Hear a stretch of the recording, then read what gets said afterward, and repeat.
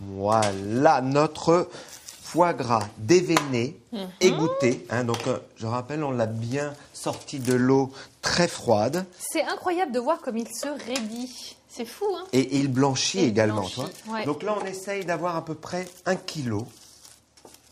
Oh. C'est incroyable. Non, mais alors là, vraiment. J'ai beaucoup de chance. Donc, 1 kilo de foie gras, c'est très simple pour faire les assaisonnements après et pour peser parce qu'il faut être très rigoureux là-dessus. Oui. Donc, on l'a laissé une dizaine de minutes ici. Ouais. Ensuite, on l'égoutte bien, surtout qu'il n'y ait plus d'eau. Et là, ce que tu vas faire, c'est qu'on va le poser sur la plaque, voilà, ce qu'on appelle le lèche-frite du four, directement, et bien à plat. Attends. Hop là, voilà. Donc là, tu vois, regarde, on voit bien le déveinage, c'est super. Là, donc, je te laisse le disposer sur notre plaque de four directement. On rappelle que dans le petit bol, là, on a toutes nos, entre guillemets, chutes, hein, les veines, ce qui restait, on ne jette rien. Déjà, et le gros avantage de déveiner le foie gras de cette manière, c'est qu'il n'y a presque pas de perte. Donc là, pareil, vous remettez le magnétoscope en route et pour peser l'assaisonnement, pour 1 kg de foie gras, on met 17 grammes de sel fin. Bien. Vous me dites stop, hein, voilà, 17, c'est bon. Oui, c'est vrai qu'à l'envers, c'est pas facile. Ensuite, on va mettre la pointe d'un couteau de noix de muscade, d'accord? Voilà, ça c'est un petit plus, on peut mettre du 4 épices, on peut mettre après tout ce qu'on veut. Là, on parle de base. On va mettre, et là c'est très important, du sucre. Du sucre semoule, c'est très bon pour la conservation du foie gras. Ouais. On va mettre 8 grammes. C'est quand même assez important, d'accord? 4, 5... 7, 8. Allez, 8. Et du poivre du moulin.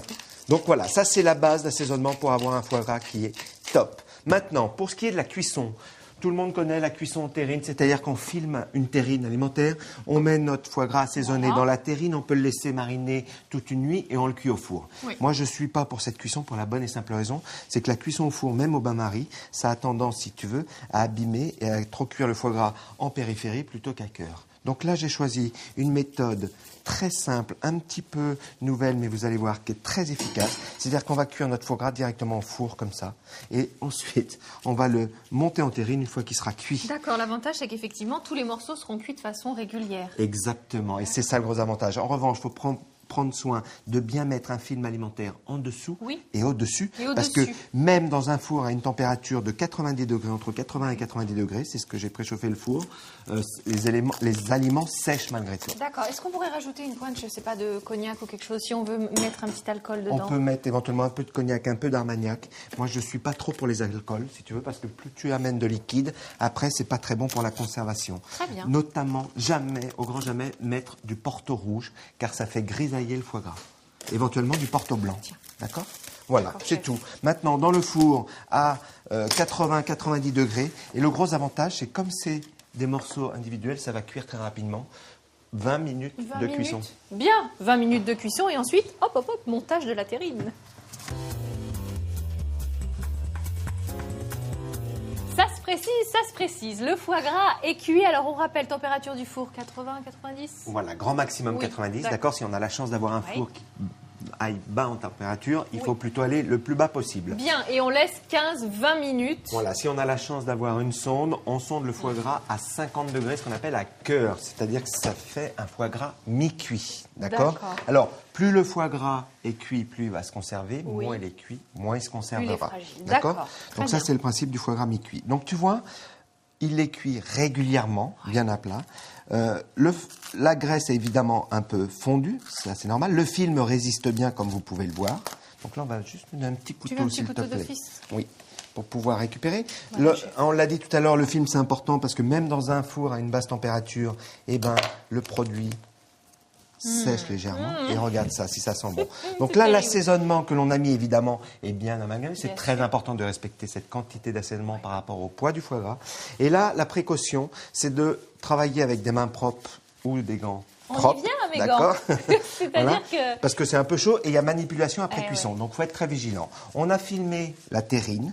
Et là, n'ayez pas peur parce que le gras que vous voyez ici dans la plaque d'habitude, il est dans la terrine. Le gros avantage de faire cette recette, c'est que là, je récupère mes lobes de foie gras. Attends, c'est un petit peu chaud, je vais faire ça comme ça, voilà. Donc là, je récupère mes lobes. Regardez ça, ils sont entiers, ils sont beaux. Et je le dépose chaud dans la terrine. Alors, le gros avantage, c'est que le gras reste dans la plaque. Mon foie gras est chaud. Il va bien se coller. Tu vois, pose-le même à plat aussi. C'était pour qu'on voit bien. Oui. Je sais. Donc là, on met bien à plat. À la découpe, ça sera très joli parce qu'on découvrira les différents lobes. Regarde ça, ça se tient bien. Elle est très très bien cette technique de terrine.